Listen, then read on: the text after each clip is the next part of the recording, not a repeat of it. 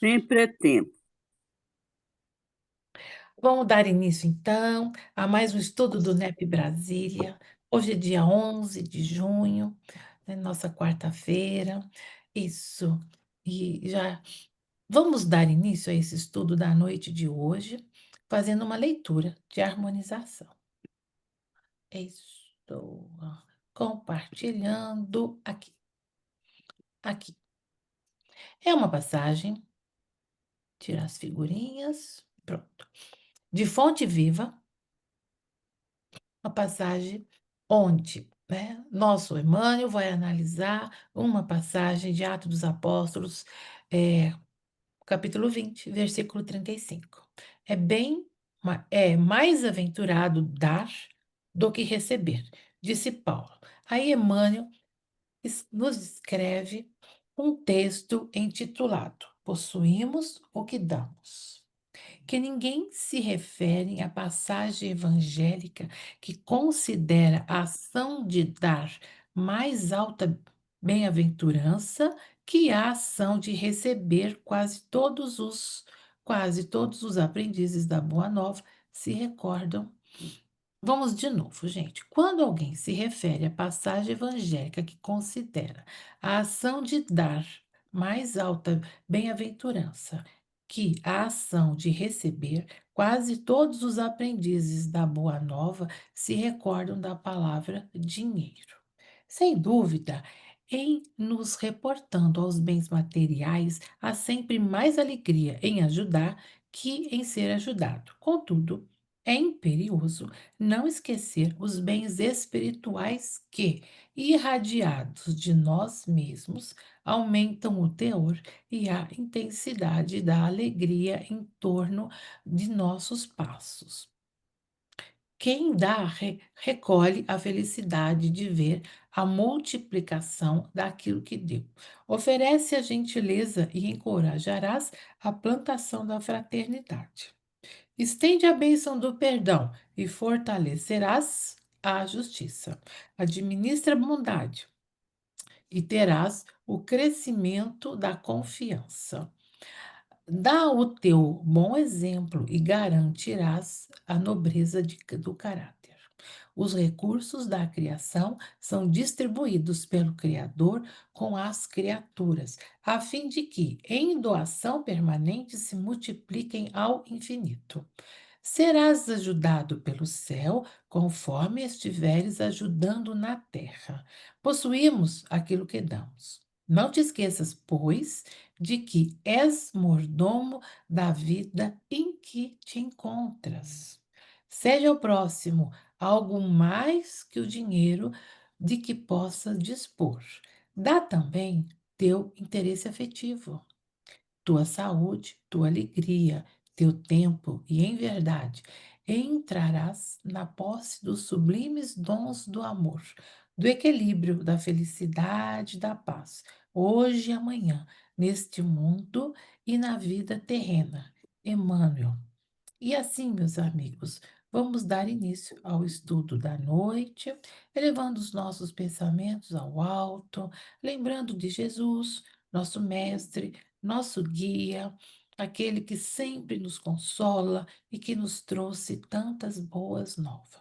Gratidão, Senhor, por este momento, por estarmos aqui reunidos em Seu nome, estudando, Senhor, seus ensinamentos, tentando fazer com que Suas palavras, Suas mensagens realmente penetrem nossos corações, iluminando os nossos caminhos e realmente haja muitas bênçãos para todos nós aqui presentes.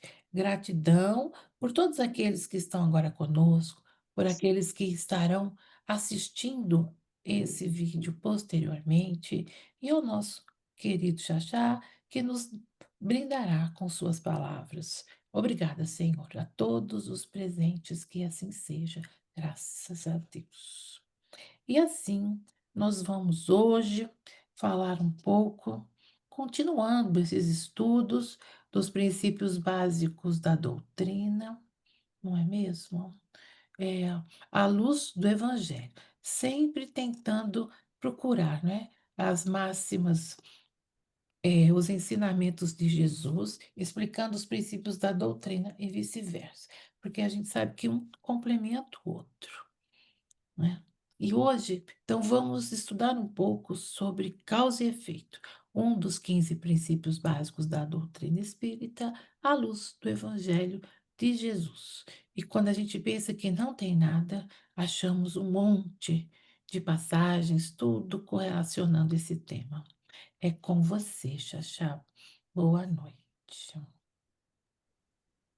Boa noite a todos. Eu acho que vocês já estão vendo uma tela compartilhada. É isso? Pode conferir? Sim, Que já tem bom. tela compartilhada. Muito bem. De vez em quando eu vou olhar um pouquinho para o lado aqui, porque eu botei vocês aqui de ladinho Tá bom? para, né, para eu ficar com a tela livre aqui. Então, pedindo a Deus, né, e aos amigos espirituais, sobretudo aqueles amigos espirituais que são afeitos a esse tipo de estudo, que é um estudo, né, da doutrina espírita, só que à luz do Evangelho de Jesus ou vice-versa, né? Porque eu costumo falar o que o Honório falava, o Honório Hebreu, que a gente aprende muita doutrina espírita estudando o Evangelho, né? Hum. Então, a gente está nessa pegada de estudarmos os princípios básicos da doutrina espírita, à luz do Evangelho de Jesus. E nós estamos já partindo aqui para o sétimo princípio fundamental, ou princípio básico, o ponto fundamental da doutrina espírita, para a gente estudar um pouquinho o que que diz, né, a doutrina fala sobre esse assunto, mas que a gente vai depois usar desse conhecimento todo que a doutrina nos traz para conseguirmos absorver a, a essência da mensagem do Cristo. Então, vamos nessa. Tem muitos slides aqui hoje, viu, gente? Mas a gente vai passando aqui, vamos vendo como as coisas ficam, mas tenho certeza que vai dar tudo certinho. Então, deixa eu estar aqui, ok. Está aparecendo para vocês, né? A apresentação, ok? Sim, tá aparecendo. Ação e Muito reação. bem. Muito bem. Causa e efeito, ação e reação. Então, ainda trabalhando com os princípios, né, que a gente vem trouxe aquela lista que o Honório desenvolveu lá na União Espírita Mineira. Então, estamos aqui no sétimo princípio, indo para causa e efeito. E ainda temos muitos outros aí pela frente para a gente discutir, né? E semana passada, né, na reunião passada, anterior, a gente falou muito do livre-arbítrio. Então, é uma coisa que está muito ligada à outra, livre-arbítrio, causa e efeito. Mas a gente vai notar isso nesse estudo da noite de hoje. Quando a gente fala aí de causa e efeito, para começar, trouxemos aqui uma passagem de Jesus, tá? Que está lá em Mateus 16:27. Então, a gente costuma começar com uma passagem evangélica que lembra um pouco ou muito o princípio em estudo. Então, nós estamos aqui com essa passagem diz assim, ó, porque o Filho do Homem virá na glória de seu Pai com os seus anjos, e então dará a cada um segundo as suas obras. Então, desde uma passagem como essa, no Novo Testamento, mesmo no Antigo Testamento, a gente vai ver várias menções ou ilações ou ganchos que vão nos levar para essa questão da causa e do efeito. Então, a cada um vai ser dado segundo as suas obras, dependendo da obra, é o que dá para entender, a gente vai receber algo. Então, Jesus já fala isso. Mas vamos seguir, né? Vamos seguindo. Vamos trazer um pouco aqui de ciência do mundo. É importante a gente falar isso porque o Espiritismo também é uma ciência, né? Kardec já falava isso. E só que a ciência espírita ela é diferente. A ciência espírita ela tem por objeto de estudo o espírito e sua relação com o mundo corporal. A ciência do mundo trata da matéria em seus mais variados estágios. Uma hora teremos a união da ciência com a religião. como os espíritos bem falam lá no Evangelho segundo o Espiritismo.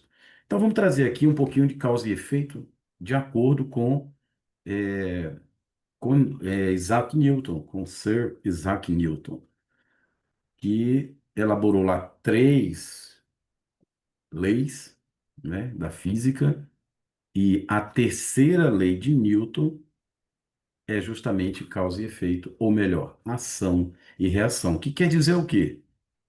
Segundo a ciência do mundo, segundo Newton, a toda ação há sempre uma reação oposta e de igual intensidade. As ações mútuas de dois corpos, um sobre o outro, são sempre iguais e dirigidas em sentidos opostos. Isso é o que diz a lei de Newton sobre ação e reação. Então, há duas forças que são sempre iguais, dirigidas em sentidos opostos. Vamos ver exemplo aqui para a gente entender melhor. Ó, um dos exemplos.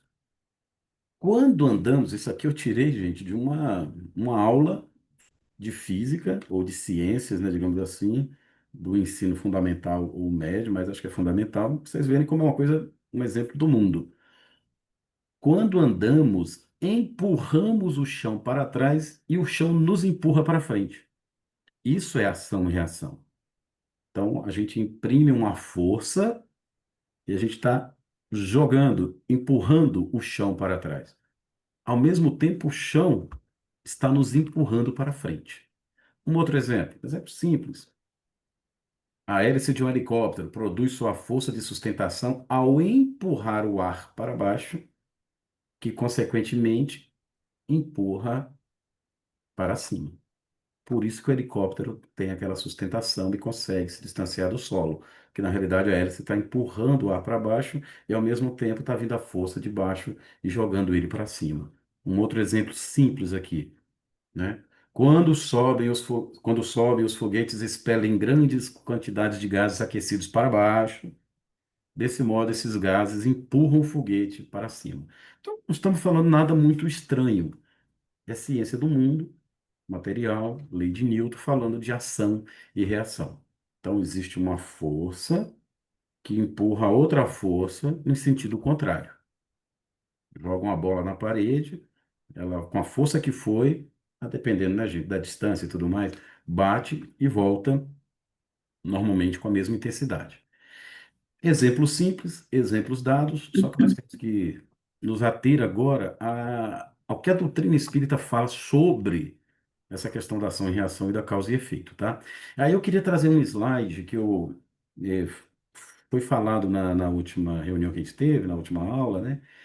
Que é quando a gente falou um pouco sobre livre-arbítrio, tá? Então eu remodelei ele aqui um pouquinho para a gente reforçar um pouco um conceito muito importante que a doutrina espírita fala acerca do desenvolvimento do homem. E o que eu vou tirar aqui, gente, está tudo em O Livro dos Espíritos, tá? Então, como é que se dá, de fato, o desenvolvimento do ser humano, segundo a doutrina espírita? Então, relembrando, nós temos, por primeiro, o progresso intelectual. É a primeira coisa. Eu estou falando quando a gente já está no estágio de espírito individualizado. Um princípio inteligente individualizado.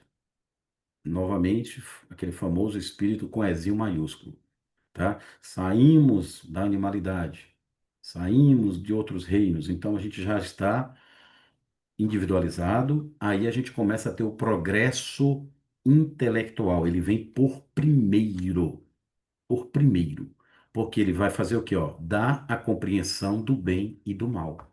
Olha que coisa interessante. O progresso intelectual vem em primeiro lugar para que a gente compreenda que existe o bem e o mal. Com isso,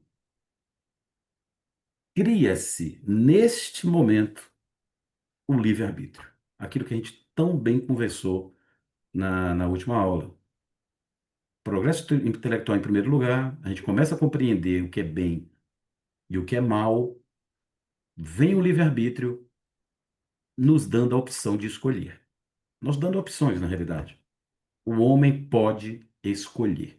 Já que a gente intelectualmente desenvolveu, está começando a desenvolver esse intelecto, a gente começa a ver que existe bem e mal, a gente começa a poder escolher. Aí vem uma coisa atrelada. Vai aumentando a responsabilidade pelos nossos atos. Vai aumentando. Por que aumentando? Porque o livre-arbítrio vem, começa e ele começa a se desenvolver. Ele não vem pronto. Vem o livre-arbítrio, a gente começa a escolher, aumenta a responsabilidade do homem, e aí a gente vai para o segundo grande passo, que é o progresso moral. Então, segundo a doutrina dos Espíritos, lá na pergunta 780 do Livro dos Espíritos, o progresso moral segue o progresso intelectual. Mas vejamos que entre o progresso moral, intelectual e o moral, a gente tem ali o livre-arbítrio para a gente fazer escolhas. E vamos seguir. Então, esse é um processo, né, normal que existe. Enquanto isso vai acontecendo, a gente vai criando o senso moral. O que que é moral? Regra do bem proceder segundo os espíritos. E esse senso, podemos usar a palavra como uma sensibilidade, um sentir, um sentido, uma direção. A gente pode usar vários sinônimos para isso aí, mas vamos colocar também como uma direção. A partir do momento que a gente desenvolve o intelecto, a inteligência, temos algumas compreensões, o livre-arbítrio vai se desenvolvendo, a gente escolhe, pode escolher, a gente aumenta a responsabilidade até chegar no progresso moral, a gente vai desenvolvendo nesse percurso todo esse senso, essa sensibilidade, esse sentido, essa direção da regra do bem proceder, que nos leva, enfim, ao progresso completo. Mas o progresso completo é o alvo a se atingir quando, né, ele se torna completo quando há esse equilíbrio entre a moral e a inteligência. Então, contam os espíritos que a gente tem, primeiro sempre vem o intelecto, às vezes a gente avança mais no intelecto e deixa a moral para depois. Às vezes a gente avança um pouco em moral, mas o intelecto nem tanto, nem tanto. A gente vai ter que ter um equilíbrio. Vai ter que ter um equilíbrio. Esse é o nosso objetivo. Nosso alvo é a ser atingido, é o progresso completo, que é equilibrar aquilo que o Emmanuel chama de as duas asas, a da sabedoria e a do amor, se a gente puder traduzir dessa forma, tá? Então, esse aqui é o nosso objetivo, tá? É de uma hora para outra? Os espíritos também falam, tá lá na resposta à pergunta 780A ou é B, acho que é um negócio assim. Isso acontece, o progresso completo, senão passo a passo. Então não é assim, no estalar de dedos. Não nos aflijamos, não fiquemos preocupados. Meu Deus, como eu estou atrasado. Não, você está no tempo, no seu tempo, vamos colocar assim. Se seu tempo está mais atrás ou mais para frente, aí é uma questão muito íntima, pessoal, de fora, assim, sabe, do seu espírito para com Deus. Se eu acho que tenho que avançar, eu vou fazer de tudo para avançar, senão com o tempo. Então, Deus usa o tempo, Deus usa o tempo e ele nos aguarda para que a gente possa atingir definitivamente esse progresso completo. Muito bem. Então, a gente tá com. Não adianta a gente pretextar, dizer que ainda somos simples e ignorantes. Esqueçamos isso, já falamos isso outras vezes. Isso é para aquele estágio muito embrionário do espírito, né? Simples e ignorante. Isso é outra coisa. Nós já temos, sim, progresso intelectual, já começamos a desenvolver o senso moral, já temos muita coisa de aquisição, não só do intelecto, mas também em termos de moralidade. Estamos no progresso completo? Eu digo por mim, eu não estou. Estamos no caminho. Nesse meio do caminho, o livre-arbítrio que nos aumenta a responsabilidade pelos nossos atos. Então, pronto, a gente começa a falar aqui da causa e do efeito, ou da ação e reação. Vamos seguir firme. Apenas um retrospectozinho aqui, tá? E aí eu trago para a gente refletir o livro Consolador de Emmanuel. É uma pergunta, eu já falo ela direto, então o pessoal deve estar até decorado, então chateado de tanto eu repetir. Mas vamos lá, porque o Emmanuel nos ajuda muito com essa pergunta, porque ela é muito direta e as respostas são muito boas. Tudo que ele fala já está lá no Evangelho segundo o Espiritismo, no Livro dos Espíritos, já está no Céu e no Inferno.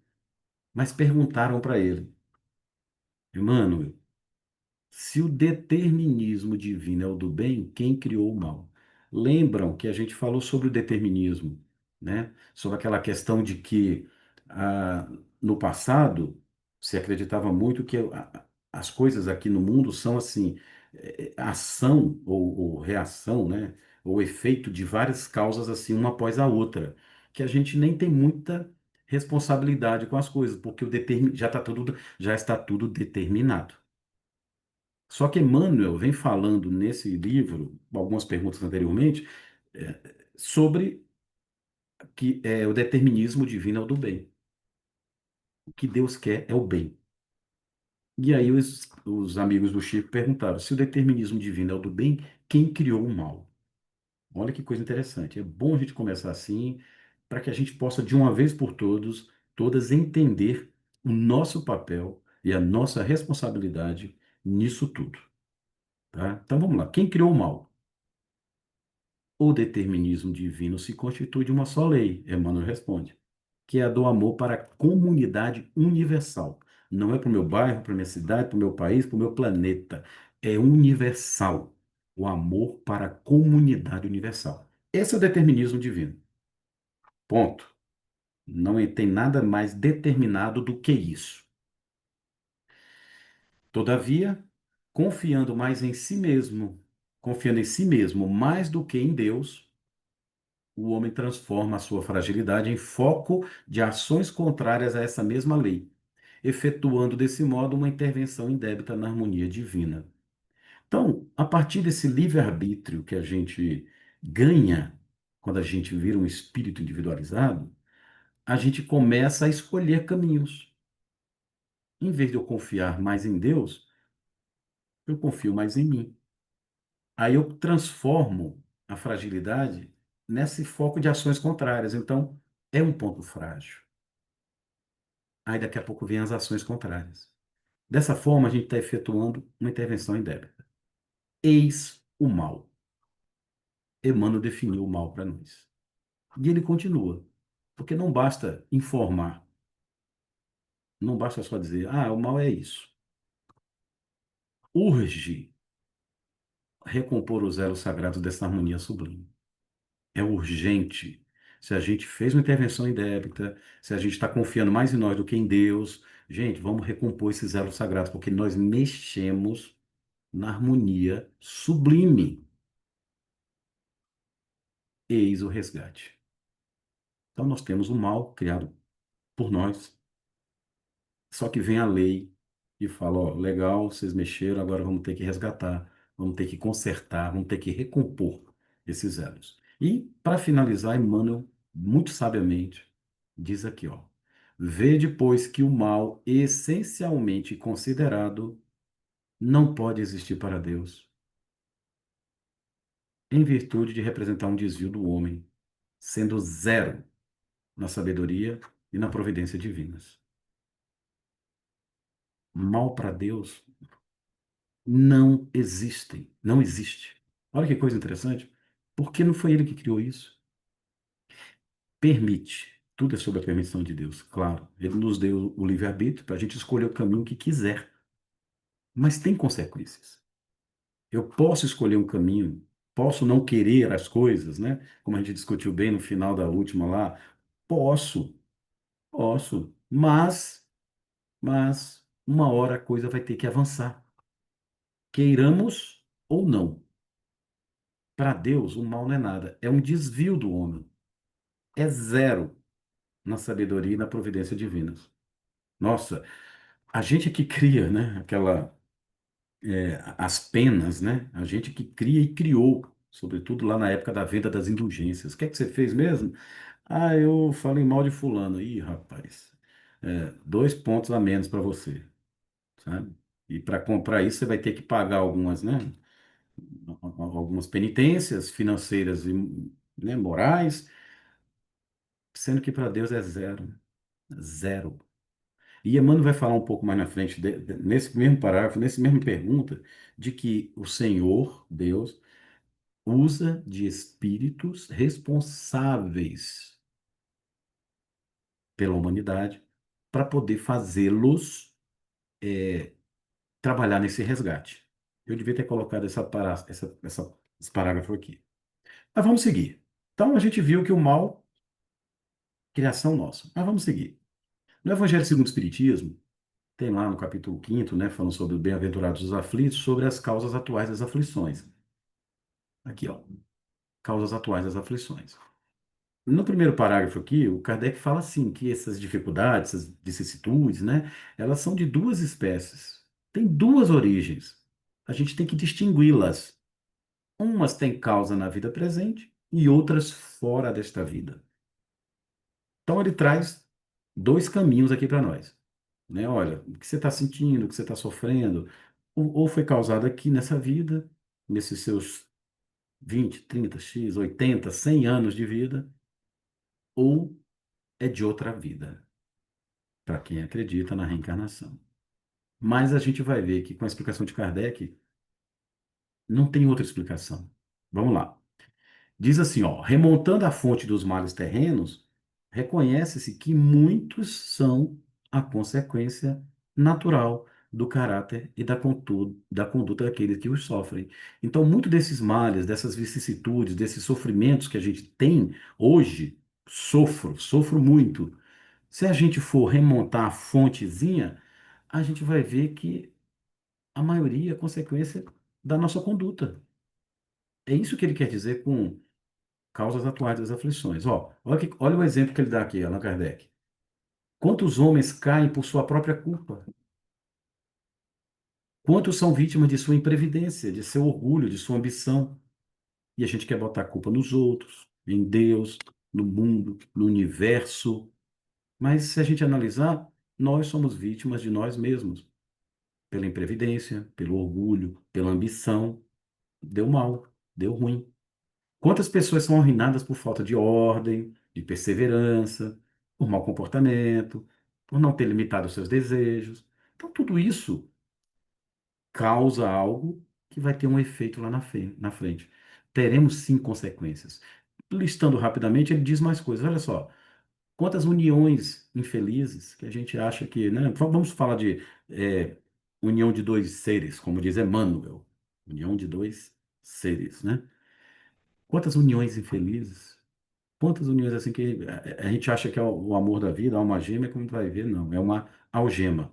Num bom sentido, gente. Não estou falando que essas coisas não aconteçam, mas às vezes por forçação de barra, por vaidade, é o que diz no Evangelho segundo o Espiritismo, muitas vezes, por arranjos, até financeiros, a gente se mete numa união infeliz. E André Luiz vai falar sobre vários tipos de uniões, né? Ele cita vários exemplos aí.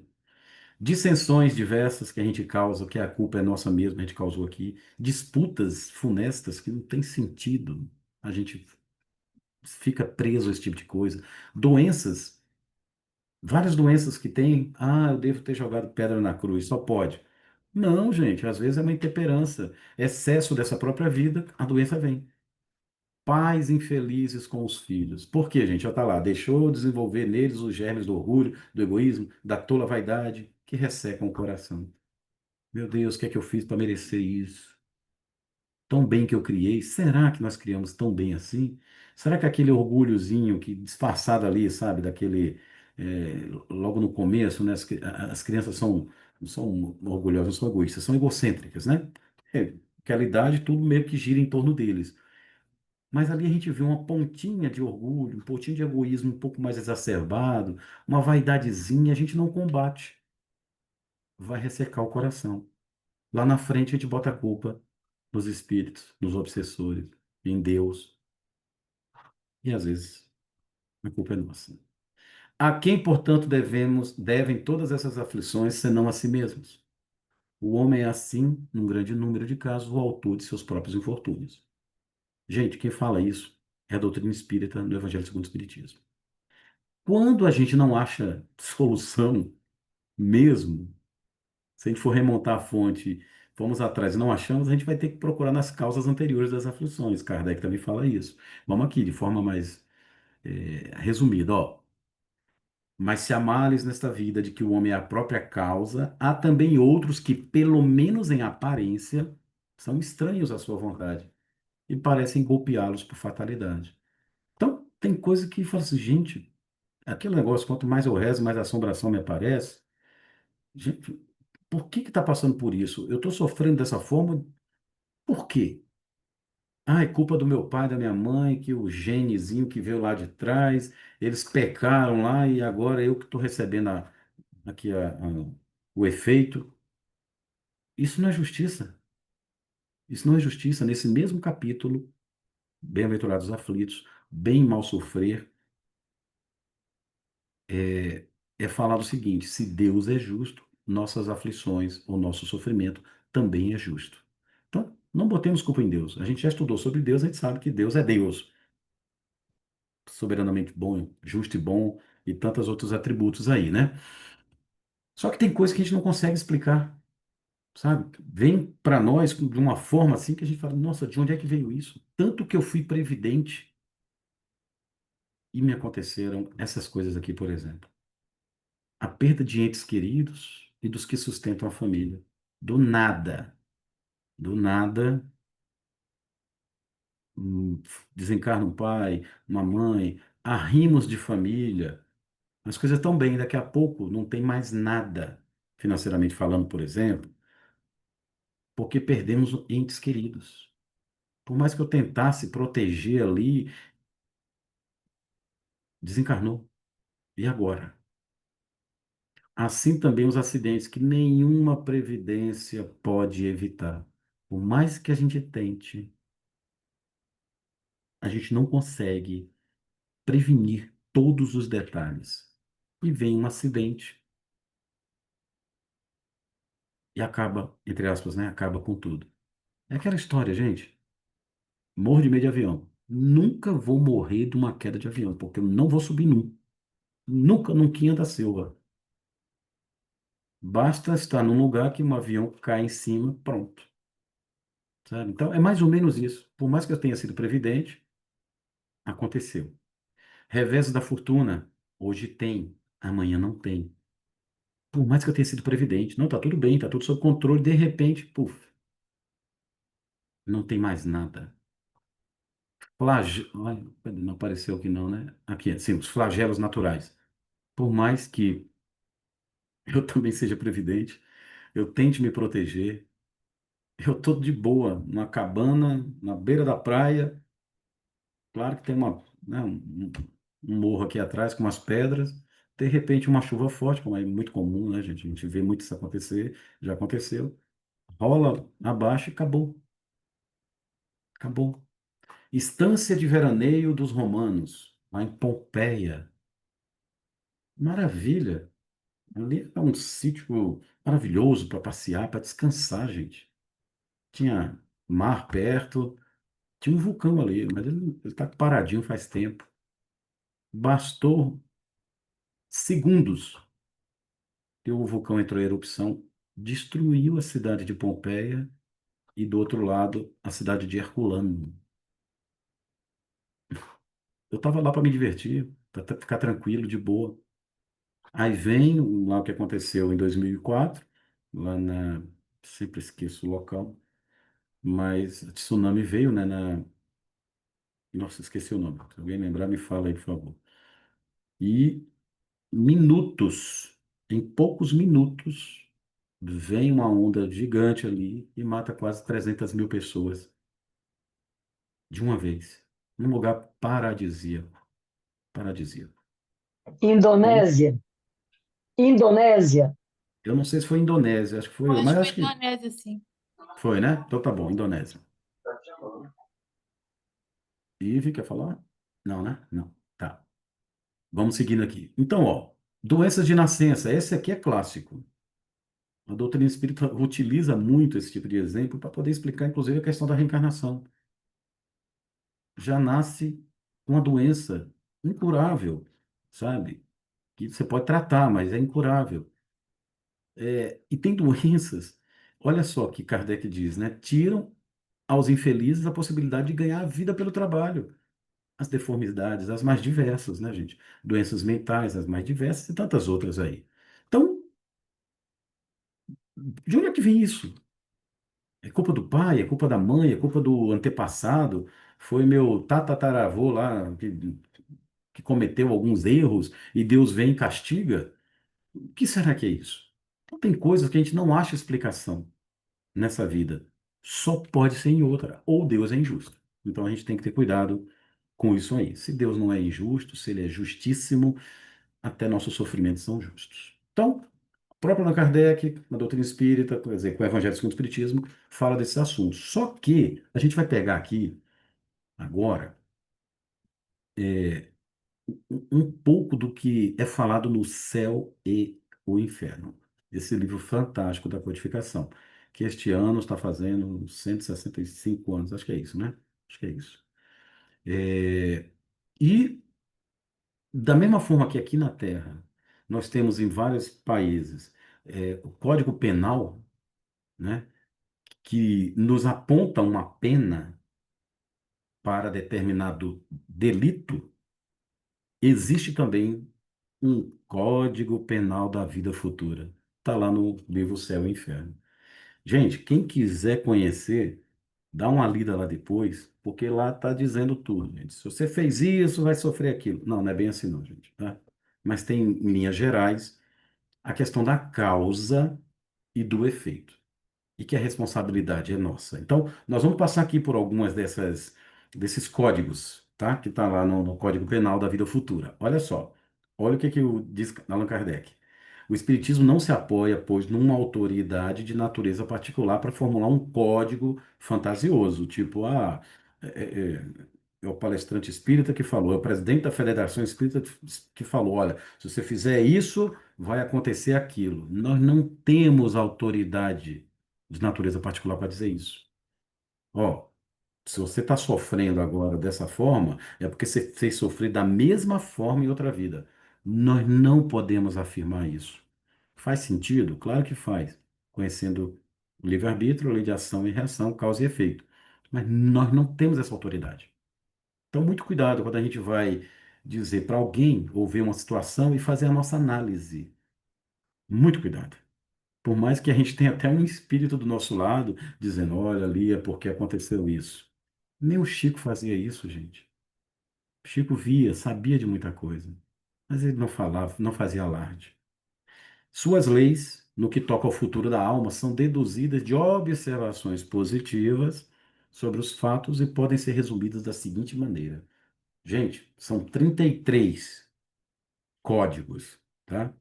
Que Kardec traz para nós. 33 observações. Vamos ver algumas, tá? Mas olha o que diz lá. Olha a primeira. Primeiro artigo do Código Penal da Vida Futura. A alma ou espírito sofre na vida espiritual as consequências de todas as imperfeições de que não se libertou durante a vida corpórea. Seu estado feliz ou infeliz é inerente ao grau de sua depuração ou de suas imperfeições. Isso é o que a doutrina espírita prega. Nós vamos sofrer sim. Gente, consequência, eu vou até fazer um destaque aqui, ó. Ó, deixa eu ver se eu aponto aqui com um laserzinho. Caneta laser. Olha aqui, ó. Peraí. Todas as imperfeições de que não se libertou durante a vida corpórea. A gente vai sofrer, sim, na vida espiritual, todos os erros mínimos que nós fizermos. Calma, gente. Deus é misericordioso. Deus é bom. Ele quer misericórdia, ele não quer sofrimento, tá? Muita coisa a gente vai poder resgatar isso em outras vidas, de outra forma, mas nada, nada fica sem reparação. E quem fala isso não é a doutrina espírita, o próprio Jesus, e nós vamos ver logo mais na frente. Esse estado feliz ou infeliz, que a gente vai estar no mundo espiritual, é inerente ao grau de depuração nosso. Então, é assim, não é atabalhoado, mas é urgente. O Emmanuel falou, urge recompor esses elos sublimes aí, né? Então, vamos recompor. Atabalhoado? Não. Apressadamente assim, tropeçando? Não. Mas nós temos que pensar nisso. No segundo artigo, olha o que que diz. A felicidade perfeita é inerente à perfeição, quer dizer, à purificação completa do espírito. Vamos atingir a felicidade perfeita aqui na Terra? Não. No momento, não. A felicidade não é deste mundo. Essa felicidade perfeita, sabe, ela é inerente a essa perfeição. Quando tivermos purificados completamente do espírito. Quando tivermos assim, beleza, a gente pode dizer assim, gozamos de felicidade perfeita. Toda imperfeição é ao mesmo tempo uma causa de sofrimento e de privação de ventura. Ah, mas eu queria ser muito feliz. Tá, meu amigo, mas olha, você foi um pouco imperfeito aqui, ó. E, enfim, gerou uma causinha aí que essa felicidade você não vai poder ter por agora. Da mesma maneira que toda qualidade adquirida é uma causa de ventura e de atenuação dos sofrimentos. Se a gente consegue avançar, consegue melhorar em vários pontos, a gente vai ter direito de usufruir de venturas, de felicidade. E o sofrimento futuro, que a gente tem que passar, ou pode vir a passar, ele será menor. Vamos para o artigo terceiro. Não há uma só imperfeição da alma que não acarrete consequências desagradáveis, inevitáveis. E não há uma só qualidade boa que não seja fonte de ventura, de alegria. Não há uma só imperfeição que não vai ter uma consequência. Quem afirma isso é a doutrina espírita e é também o Evangelho de Jesus, que nós vamos ver que Jesus fala isso. Da mesma forma, fazendo coisas boas, causando coisas boas, a gente vai ter motivos para se alegrar. Alegrai-vos, regozijai-vos. O quarto diz assim, ó, em virtude da lei do progresso, tendo cada alma a possibilidade de conquistar o bem que lhe falta e libertar-se do que possui de mal, segundo seus esforços e a sua vontade, resulta que o futuro está aberto para qualquer criatura. Qualquer criatura. Eu costumo fazer esse exercício. Eu fui dizer brincadeira, mas vamos falar esse exercício, tá? Cada um de vocês aí pense naquela pior pessoa que vocês consideram. Tenho certeza que cada um lembrou de alguma coisa. Quem não lembrou, parabéns, gente, que bom. Até essa pessoa, ela está com o futuro aberto para poder se libertar do mal que possui, de trilhar essa questão do seu caminho evolutivo. Todos nós temos essa possibilidade, porque a lei do progresso está aberta para todo mundo. Então, olha só os códigos aí, né, os artigos desse Código Penal da vida futura. Basta seguir ou se atentar que a gente vai ter sucesso. Mas eu acho que isso não cai em nenhuma prova, viu, gente, de direito judiciário e tal, prova de concurso, acho que não cai não. Mas vamos seguir, ó.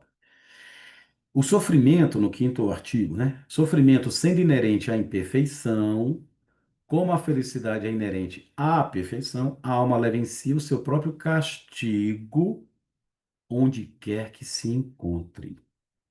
Não há, pois, necessidade de um lugar circunscrito para ela. O Espiritismo acabou com o purgatório, o inferno tradicional, que, sobretudo, a Igreja Católica trazia e traz ainda alguns conceitos, né? Não nos preocupemos em ter um lugar circunscrito, sabe? Para o nosso sofrimento que está nos aguardando. Porque, ó, o sofrimento, ele é inerente à imperfeição. Se a gente faz essa perturbação na harmonia divina, é porque ainda estamos imperfeitos.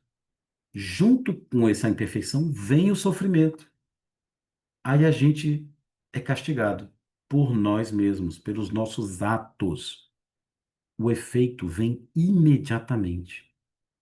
A gente vai levar para onde for, onde estivermos, esse castigo que a gente criou.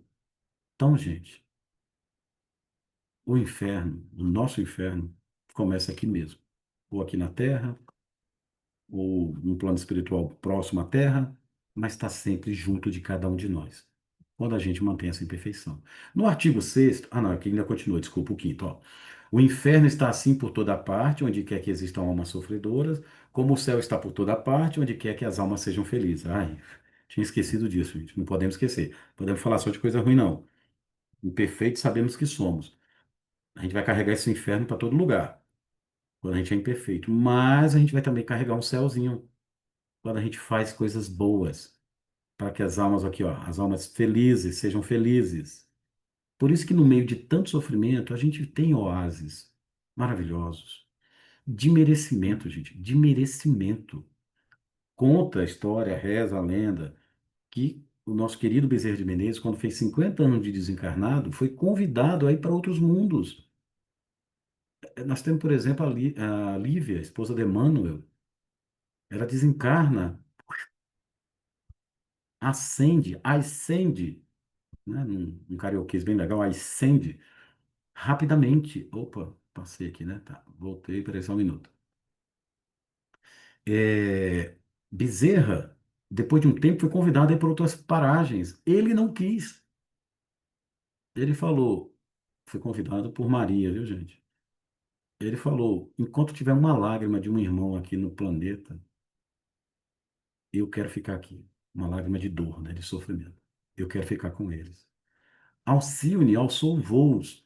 Quando a Ana desencarna, é, a escrava Ana, assim que ela, lá em Pompeia, né, que caem as coisas em cima dela e ela morre, imediatamente Lívia vem, resgata ela e sobe para as alturas. Ficam lá os três. Plínio, o senador Publio Lentulus e a Flávia, a filha deles. Morrem e lá mesmo ficam.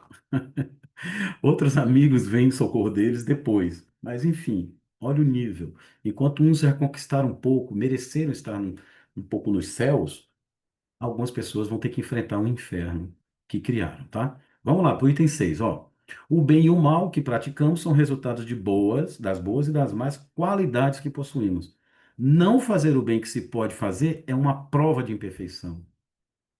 Ah, mas eu estou bem, tô ótimo, tá tudo bem, tá tudo tranquilo. Mas tem um bem a mais que se pode fazer e a gente não faz.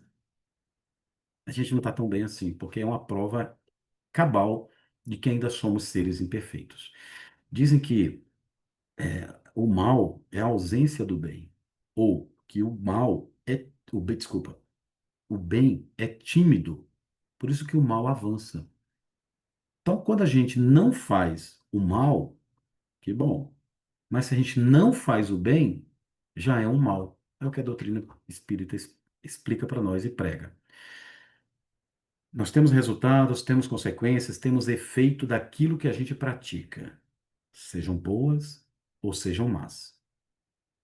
Se toda imperfeição é fonte de sofrimento, olha aí, o espírito deve sofrer não só por todo o mal que tenha feito, mas também por todo o bem que podia fazer e que não faz durante a sua vida terrena. Qual o limite do trabalho? A gente já discutiu isso outras vezes, a gente já falou e vamos falar mais no futuro. O limite do trabalho é o limite das forças, né? Onde está o limite das coisas? Sabe? Será que eu já empreguei toda a força que eu podia para poder tentar fazer mais e melhor? Fica uma pergunta para cada um de nós. No artigo 7º, são 33, viu, gente? Mas calma que a gente chega lá. O espírito sofre segundo o que faz sofrer, de maneira que sua atenção, estando incessantemente voltada para as consequências desse mal, ele compreende melhor os inconvenientes de seu procedimento e é levado a se corrigir. Então, a gente vai sofrer a consequência, causa e efeito, ou seja, o efeito, tá? A gente sofre segundo o que a gente faz sofrer. tá? A atenção nossa é o tempo todo para consequência. Cometemos um deslize. Estou falando de deslize muito feio, não, gente. Às vezes coisas pequenas. Às vezes uma palavra mal falada, né? Uma intenção, né? Meu escusa ali, que na realidade a gente queria mais privilegiar o nosso egoísmo, o nosso orgulho. A gente sente. A gente sente na hora. E a gente fica sofrendo com aquilo. Nossa, não devia ter falado, falei, não devia ter feito, fiz, não devia, mas. Então, essas coisas ficam. As consequências desse mal, eles ficam incessantemente conosco. Aí a gente começa a compreender, como diz aqui, os inconvenientes. E, muito provavelmente, a gente é levado a se corrigir. Seguindo. O oitavo, né? A justiça de Deus, sendo infinita, todo mal e todo bem são rigorosamente levados em conta. Se não há uma única ação má, um só pensamento que não tenha consequências fatais. Desculpa, aqui é uma afirmação, tá? Então vamos lá. Primeiro, sendo infinita todo o mal e todo o bem são rigorosamente levados em conta. Todos. Todos. Mas se não há uma única ação má, um só mau pensamento que não tenha consequências fatais, também não há uma única ação boa, um só bom movimento da alma, numa palavra, o mais ligeiro mérito que fique perdido. Mais uma vez, espiritualidade salvando a gente com esse código penal na vida futura. Então, todas as ações, elas sofrerão uma consequência rigorosa. Da mesma forma que uma única açãozinha boa, um mínimo movimentozinho da alma, isso aí também nos ajuda e é um mérito que não se perderá. E isso mesmo entre os mais perversos, porque representa um começo de progresso. Então, às vezes, gente, o pior, os mais perversos, eles têm em algum momento um pequeno ato ou gesto de bondade, mínimo que seja. É um pequeno mérito, é um começo desse progresso. Toda falta que se comete, todo mal praticado é uma dívida contraída e que tem que ser paga. Se não for nessa existência, aí vem a beleza da doutrina. Será na próxima ou nas seguintes existências, porque elas são solidárias entre si. Ah, hoje eu sou o Xaxá, amanhã eu sou o José, acabou, tudo que ele vivenciou ficou para trás, agora é vida nova, recomeço. Recomeço, vida nova. Mas a vida é uma só. Quem sou eu, José? Eu sou o Xaxá da outra vida. Então, está tudo interligado, são todas solidárias. Aquilo que se paga na existência presente não será cobrada na seguinte. Vamos quitar? Quitou, não, gente, não vai ser cobrada. Então, esse negócio de a gente falar assim, essa vai ficar para a próxima, cuidado, que na próxima pode ser que a gente não tenha essa força suficiente para quitar de uma vez. Aí a gente vai ter que parcelar um pouquinho mais e talvez o sofrimento seja maior. É o que a espiritualidade nos fala. Na décima, ó, o espírito sofre de acordo com as suas imperfeições, seja no mundo espiritual, seja no corporal. Todas as misérias, todas as dificuldades que ele enfrenta na vida corpórea são consequências de suas próprias imperfeições. As expiações de faltas cometidas nesta mesma existência ou nas existências anteriores. Então, a gente não pode botar culpa em ninguém. Culpa de Deus. É culpa do meu pai, do meu avô, meu bisavô. É porque, esquece, gente. É, é nosso. É nosso. Vamos assumir essa bronca. É nosso. Não podemos botar culpa em ninguém. Ó, pela natureza dos sofrimentos e das dificuldades que ele enfrenta na vida corpórea, podemos julgar a natureza das faltas cometidas na existência anterior e quais as imperfeições que as causaram. Podemos julgar no seguinte sentido: ter uma ideia, mas a gente não pode afirmar. Nossa, fulano está assim porque fez isso. Calma lá. Isso dá uma ideia. Primeiro que é o seguinte: está sofrendo? Tá, é justo. Mas Deus colocou isso para mim, cara. Não foi Deus. Foi você. Fomos nós que procuramos isso e agora nós estamos pagando. Não acredito nisso. Aí é outra coisa. A gente tem uma ideia do tipo de imperfeição que foi causada, mas não podemos ter certeza. Não vou passar para a 11ª, viu, gente? Vou dar um pulo aqui para a 16ª, porque nós temos aqui alguns caminhos a tomar. Olha só o que faz parte do Código Penal da vida futura. Causa e efeito, ação e reação.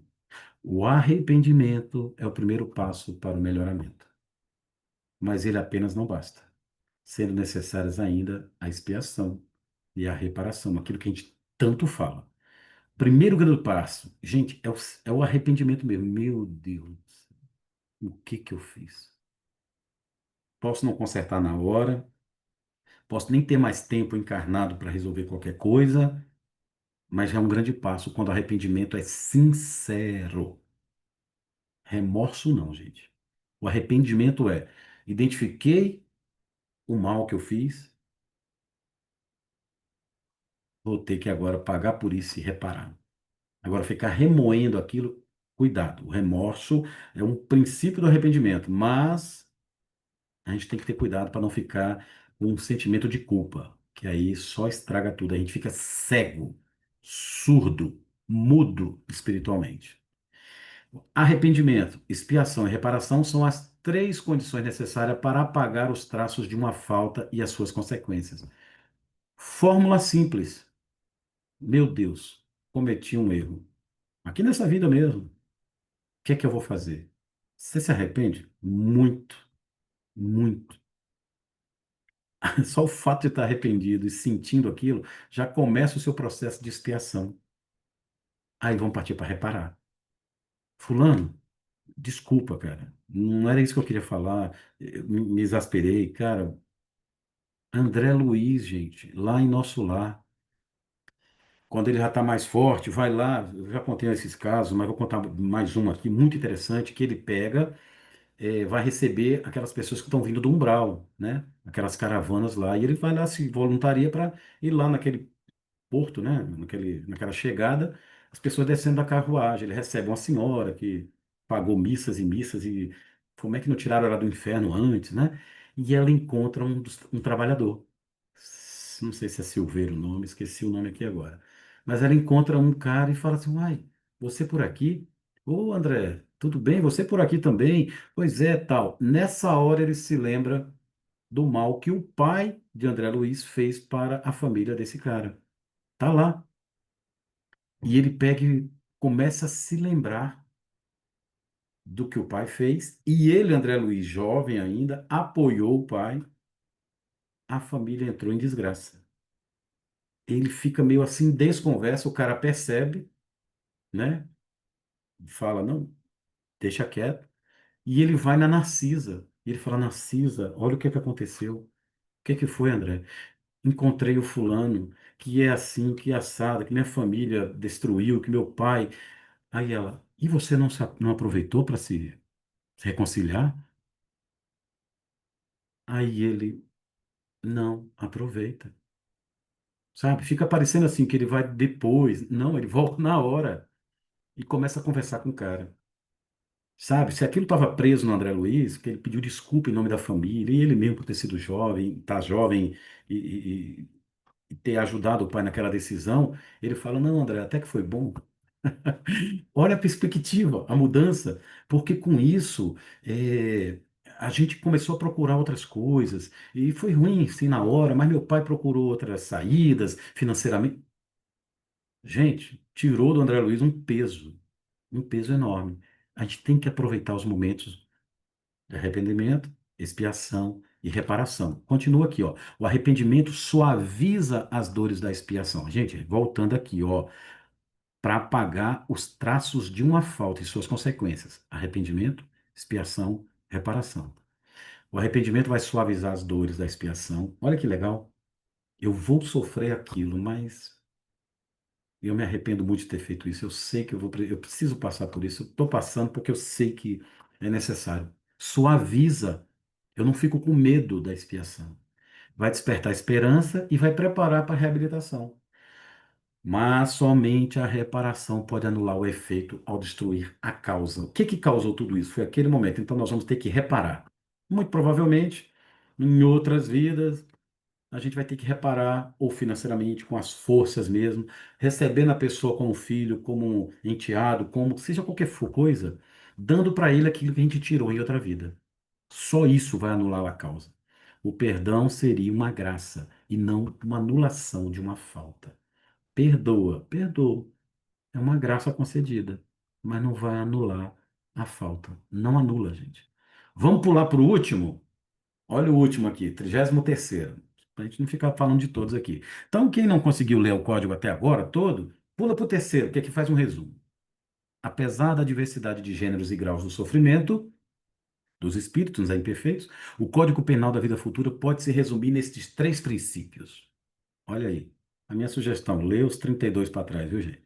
Mas vamos aqui, resumindo, ó. O sofrimento é inerente à perfeição. Ponto. Ponto. Então, o primeiro resuminho é: sofrimento é inerente à imperfeição. Tá sofrendo? Tá mesmo? Sinto muito. Você faz parte do nosso clube aqui, o Clube dos Imperfeitos. Seja bem-vindo. Tá? Toda imperfeição, segundo, né? Segundo do resumo, toda imperfeição e toda falta que dela decorre trazem o seu próprio castigo nas suas consequências naturais e inevitáveis, como a doença decorre dos excessos, o tédio da ociosidade, sem que haja necessidade de uma condenação especial para cada falta e cada indivíduo. Não existe uma condenação especial. Ah, você, não, você fez isso, então você. Não, você não. Você fez a mesma coisa, mas para você eu vou dar uma aliviada. Não existe isso. Não existe. Toda imperfeição decorre dela própria e traz um castigo como consequência, que é um castigo que nos acompanha. Inevitável. Terceiro, todo homem podendo corrigir as suas imperfeições pela própria vontade, pode poupar-se os males que dela decorre e assegurar sua felicidade futura. Está em nossas mãos. Primeiro, o não fazer, escolher o bem, desenvolver bem o senso moral para chegarmos no progresso moral. Fizemos, está em nossas mãos, pela nossa vontade, corrigir para assegurar nossa felicidade futura. Essa é a lei da justiça divina, ó, a cada um segundo as suas obras, tanto no céu como na terra. A Kardec vai falar também para nós, lá em Evangelho segundo o Espiritismo, motivos da gente se resignar. Então, se tudo isso que foi falado de ação e reação, né, de causa e efeito, a gente ainda não. Nossa, eu entendo, mas como é que eu faço para me resignar? Está lá no Evangelho segundo o Espiritismo. Pelas palavras bem-aventurados os aflitos, aqui ó, porque serão eles consolados. Jesus indica ao mesmo tempo a compensação que espera os que sofrem e a resignação que nos faz bendizer o sofrimento como prelúdio da cura. Está chorando? Bem-aventurados os que choram, ou os aflitos? Calma. Bem-aventurados sejam vocês, porque já é o começo da cura, é o prelúdio da cura. Vocês serão consolados. E assim vai. As palavras podem também ser traduzidas assim: deveis considerar-vos felizes por sofrer, porque as vossas dores nesse mundo são as dívidas de vossas faltas passadas. E essas dores bem suportadas, né, gente? Pacientemente, vos poupam séculos de sofrimento na vida futura.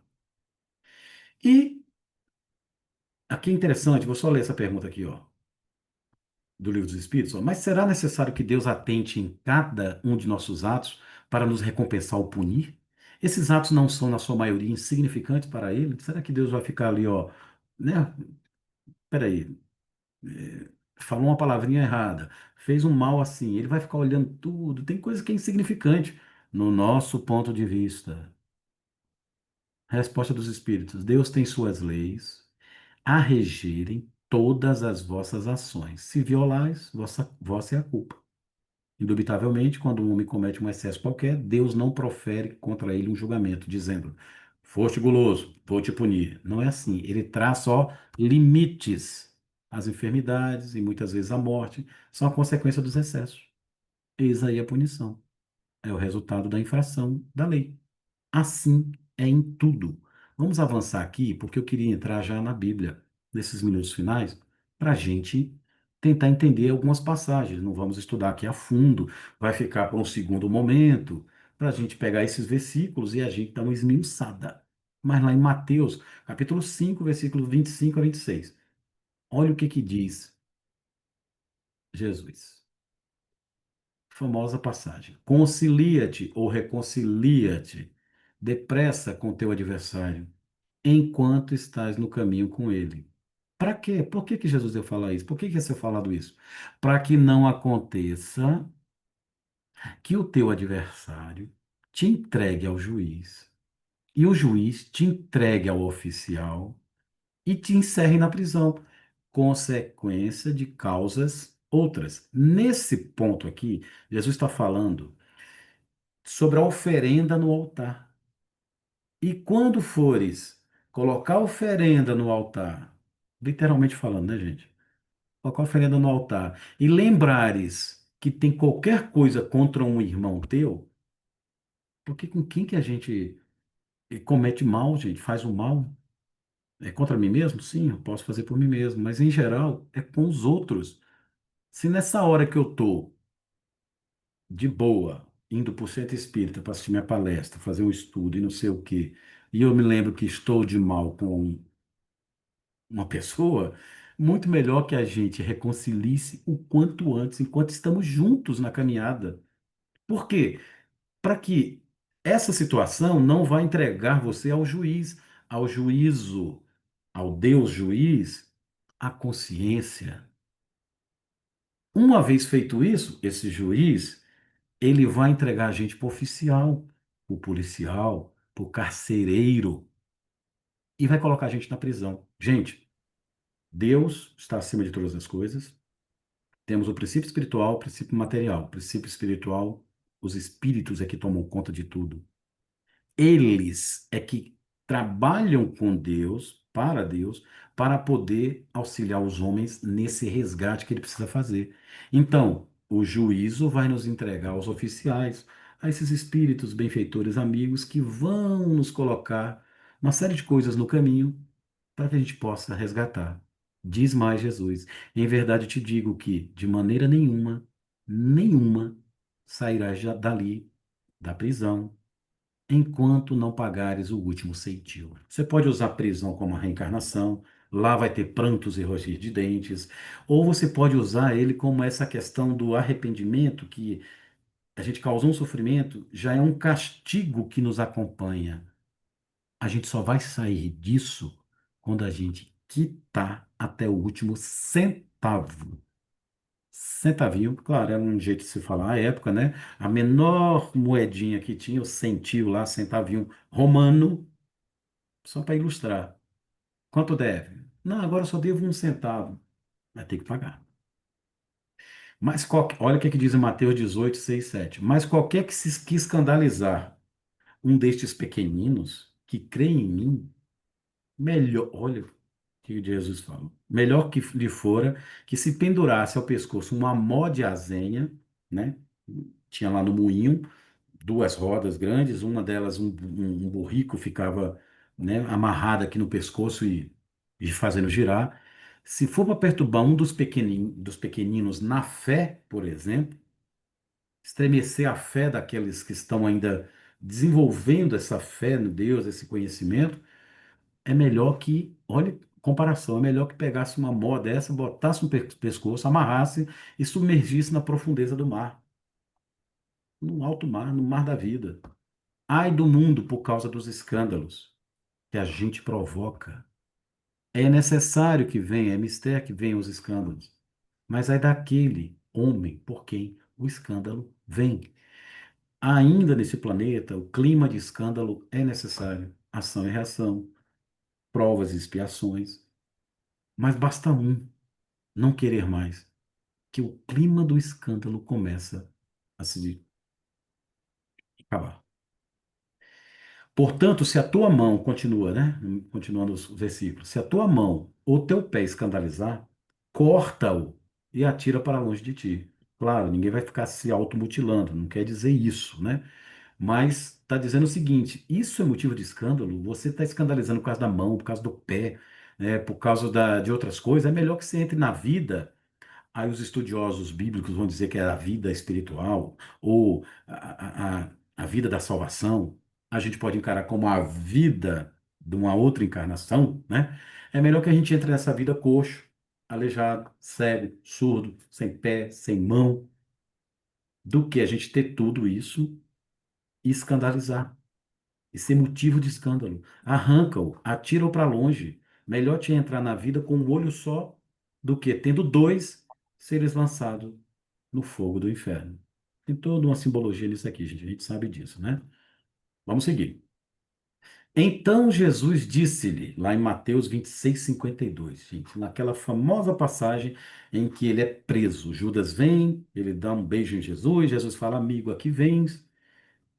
Um dos discípulos, que a gente sabe que foi Pedro, vai, tira a espada e corta a orelha de um dos soldados lá, do sumo sacerdote.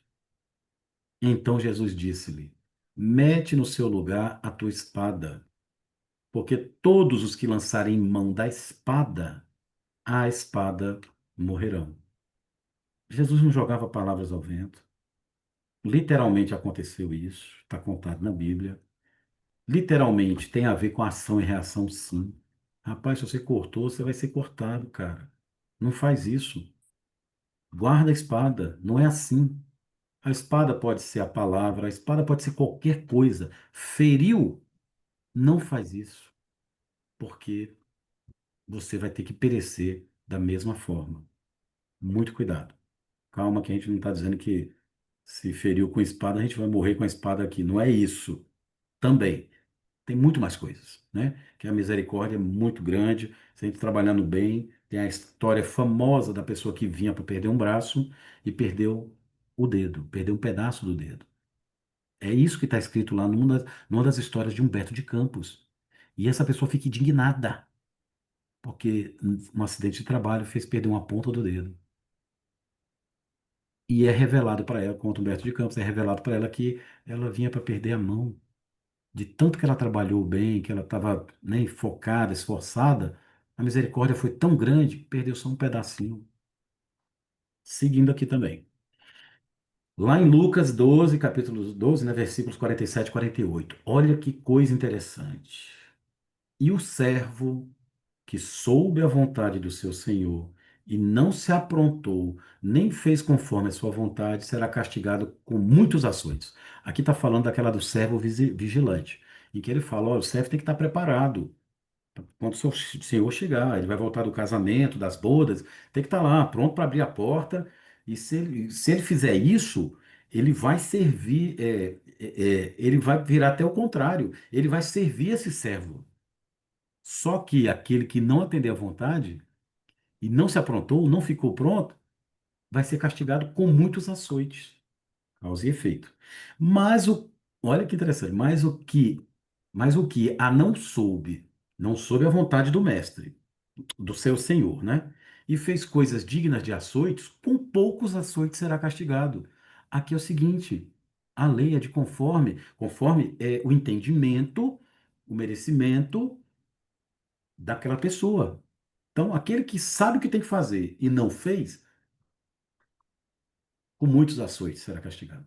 Aquele que não sabe o que o Senhor faz e fez coisas dignas de açoite vai ser castigado, mas com poucos açoites.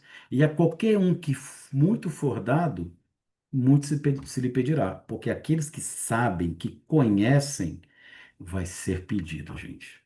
Por isso que dizem que bastam 15 minutos de doutrina espírita para a gente já começar a ter o senso de responsabilidade maior. Precisamos. Então, não adianta. Gente, não adianta ninguém fugir daqui agora. Sinto muito. Conhecimento está dado. Vai ser muito pedido. E ao que muito foi confiado, muito mais lhe será pedido. Aquele que é servo, mas não sabe muito bem a vontade do seu senhor, porque servo, diz Emmanuel, não é filho. Filho sabe da vontade do pai. Servo não. Servo tem que buscar isso, né? Vamos lá. Ou é o contrário, o servo sabe, o escravo é que não sabe. Enfim, fica aí para a gente pesquisar. Vamos lá. Em Lucas 15:14 diz assim, ó, e havendo ele gastado tudo, a parábola dos dois filhos, do filho pródigo. Pediu toda a herança, pai, eu quero, vou-me embora. Toma, meu filho, tá aqui, toma. Toda a sua herança. E ele, havendo gastado ele tudo, houve naquela terra uma grande fome e começou a padecer necessidades. Ele dispensou tudo. Foi pródigo em tudo. Causa e efeito. Começou a padecer necessidades. Gente do céu. Será que é de outra vida? Não. Dispensou tudo. Causas atuais das aflições. Seguindo aqui, ó. E a última para a gente finalizar. Porque todos os que sem lei pecaram, sem lei também perecerão. E todos os que sob a lei pecaram, pela lei serão julgados. Paulo fala isso em Romanos, está falando dos gentios estrangeiros, aqueles que não tinham a fé dos judeus, né? Aqueles que não estão debaixo da lei, eles vão perecer também. Não estão debaixo da lei de Moisés e tal, né? Tem todo um significado aí, né? Eles pecaram sem a lei, então eles vão perecer também, da mesma forma. Todos que estavam sob a lei, eles serão pela lei julgados. Então, a lei está aí. A pessoa não conhece muito bem, não entende, está na consciência, tudo bem, gente. Mas a gente está no desenvolvimento das coisas, a coisa vai ser cobrada para a gente de outra forma. Agora, aquele que já sabe, esse vai ser julgado. Esse muito provavelmente vai ser levado para o juiz, e o juiz vai dizer, leva para a prisão, e lá vai ter choro e ranger de dentes. Ação e reação, causa e efeito. Só são algumas passagens, gente, ó. Tem mais aqui, uma pancada para a gente estudar, e fora outras que virão. Referência doutrinária, olha o tanto. Referências, obras subsidiárias, meu Deus, sobre causa e efeito, olha o tanto. Olha o tanto que a gente tem para estudar. Não é pouca coisa, não. Então, Deus é bom, Deus é misericordioso, a gente tem que procurar o arrependimento, com certeza vamos expiar, mas nós temos que reparar. Aí a gente acaba com o mal que a gente criou. A falta vai se anular, mas a gente tem que percorrer esse caminho aí. Que a bondade de Deus fique com todos nós. Deixa eu descompartilhar aqui para a gente poder conversar um pouquinho, né?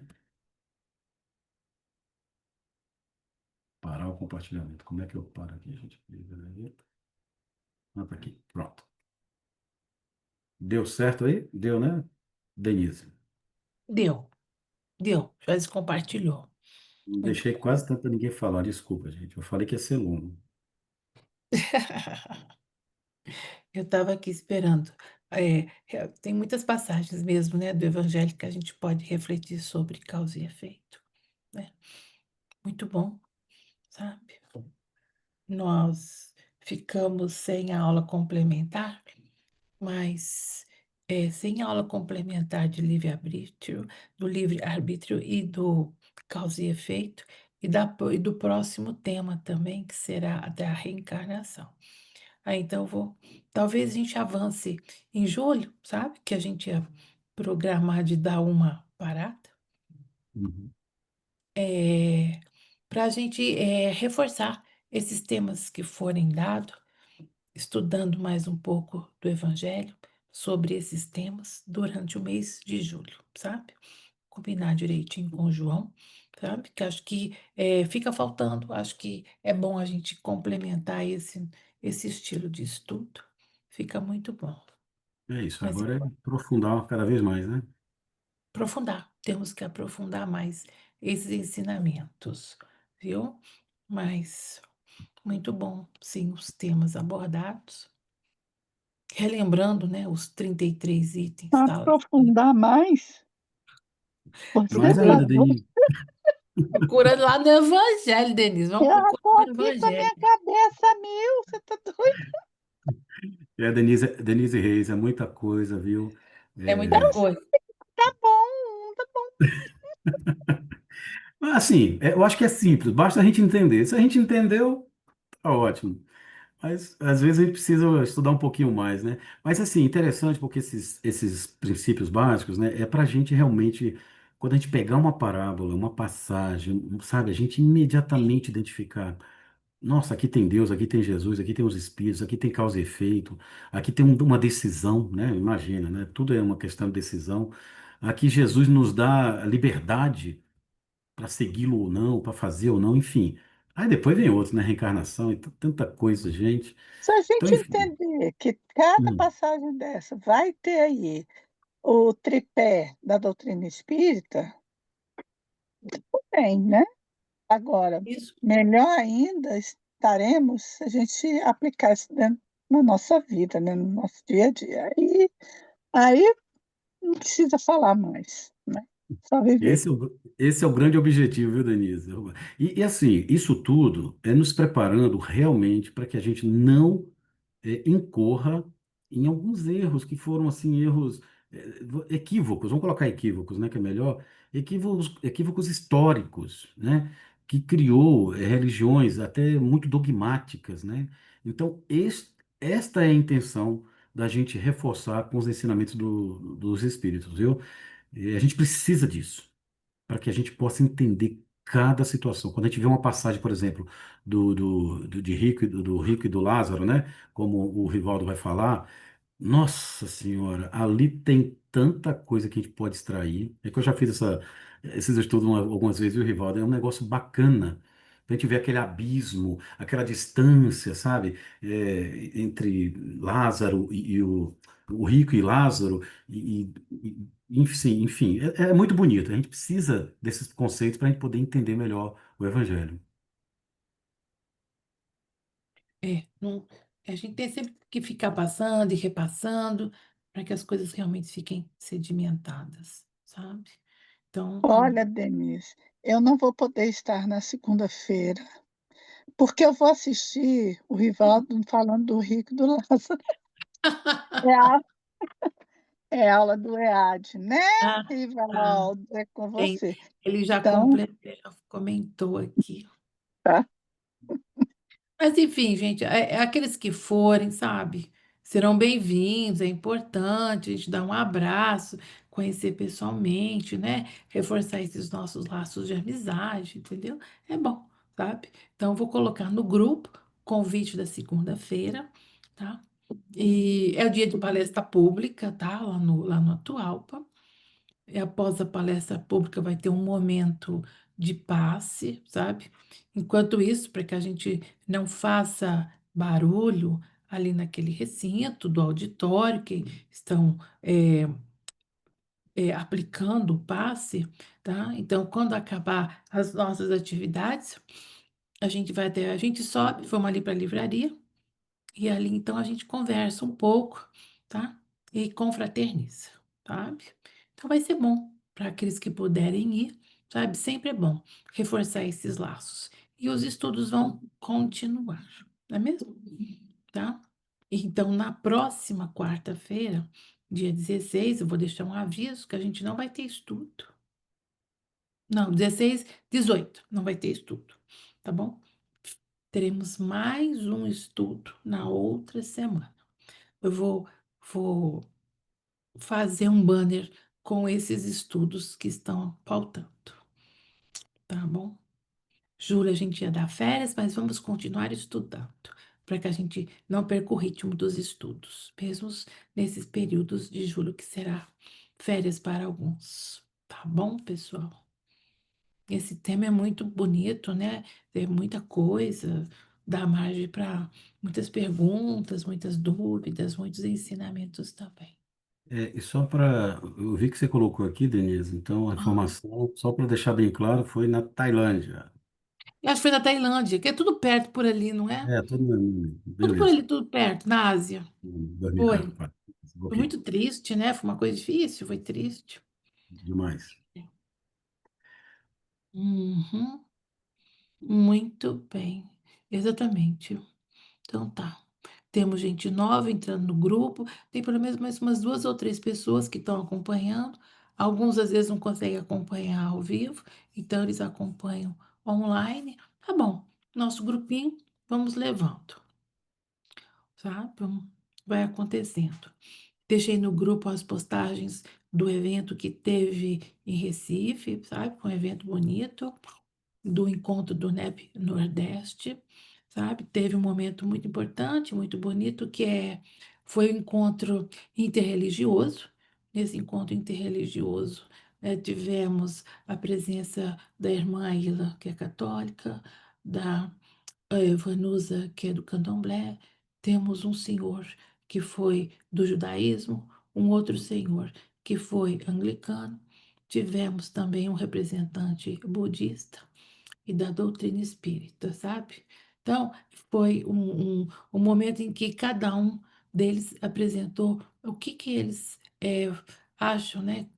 Como eles veem o céu e o inferno para cada uma dessas diferentes seitas ou religiões. Então foi muito bonito, sabe? Então acho que assim, vale a pena a gente ouvir, né? Cada um com suas posturas, cada um com seu posicionamento e essa inter-relação entre as doutrinas e seitas e religiões e o respeito que a gente deve ter para com tudo, sabe? Foi bem interessante. Então vale a pena assistir.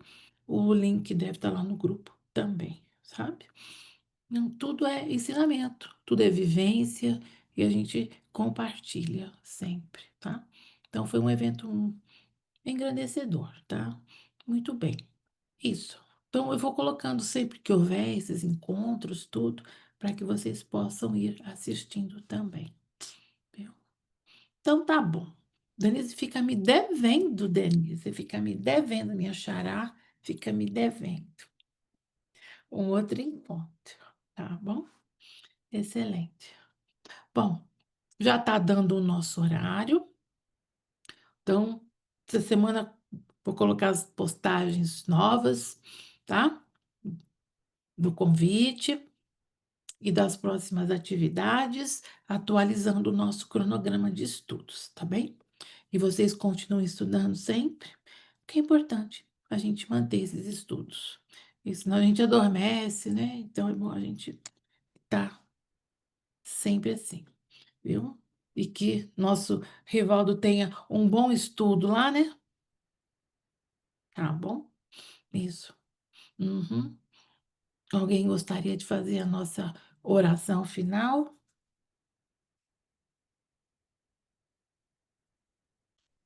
Quem gostaria? Uhum. Pode ser você, Denise, minha amiga, de sempre.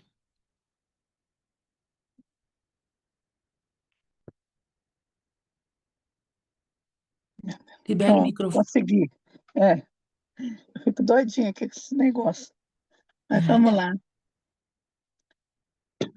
Já estamos harmonizados com a espiritualidade, já estamos assim com o coração repleto de alegria, porque estávamos sentindo muita falta de Jesus e agora sentimos ele perto de nós toda vez que estudamos as suas palavras, os seus ensinamentos, à luz do seu evangelho e da doutrina espírita. Obrigada, Senhor, por tantas bênçãos.